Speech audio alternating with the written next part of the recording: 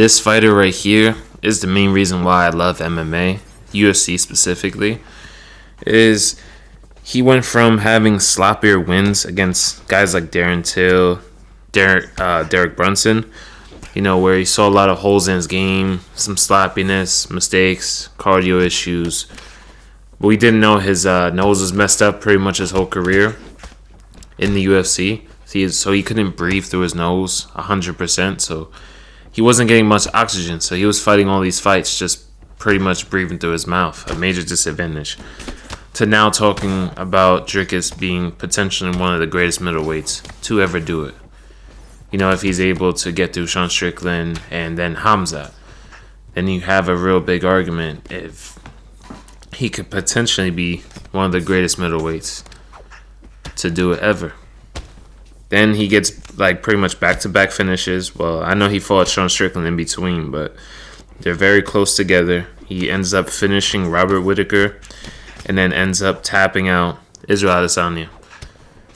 This is just crazy, He went from being a sloppy fighter who was having questionable fights against guys like Till to finishing two of the top middleweights we've ever seen do it.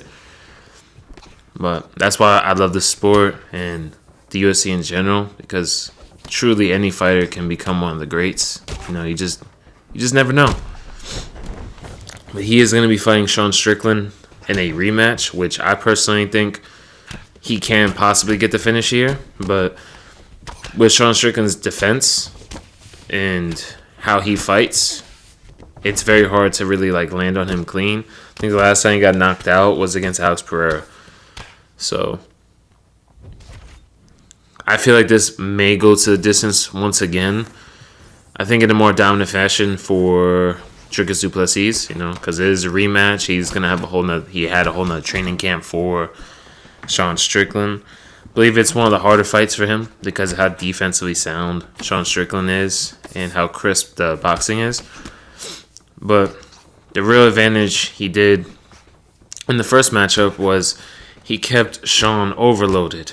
What I mean by that, he was hitting him with body kicks, head kicks, big overhands. He was making Sean work defensively, so he wasn't able to pressure DRICUS like he was against Israel. Israel was kind of trying to throw single shots and trying to set things up and feinting, and it just wasn't really working on Strickland. So he was able to pretty much pressure Izzy at will and, kind of get him tired from all the backpedaling he was doing and making him use extra movement when Sean wasn't doing much. So he was able to really keep that cardio advantage.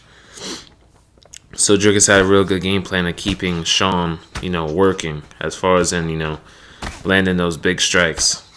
Like the head kicks, the body kicks, overhands, the blitzing combos. And on top of that, it's pretty much making Sean's brain work a lot without him putting out much output. Besides the jab, he was landing very good on DRICUS. That damaged him pretty well. He wasn't really able to score very high on the cards like that. So if he has that same output and pace, he was landing teeps on DRICUS from some of the breakdowns I've seen in round one. He landed 7 to 8 of them. His coach was even telling him the teeps are money, and he just stopped using them. In round two, he threw a few, and then for the rest of the fight, threw none.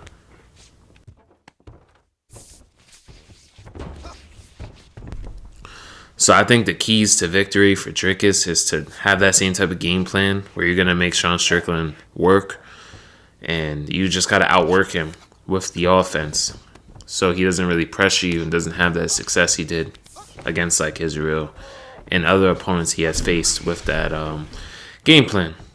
And incorporate some more grappling. For the most part, whatever takedowns he was going for, he did get them. So I think that'll be a key to victory for him. If he wrestles more, he can make this matchup a lot easier. But Sean has great get-ups and really, really great grappling from what I've seen. Because, imagine he choked out Izzy relatively quick, and Sean Strickland was able to get up relatively easily most of those takedowns. And that's the fight right there. But yeah, as far as in using DRICUS in the game, he's an absolute tank.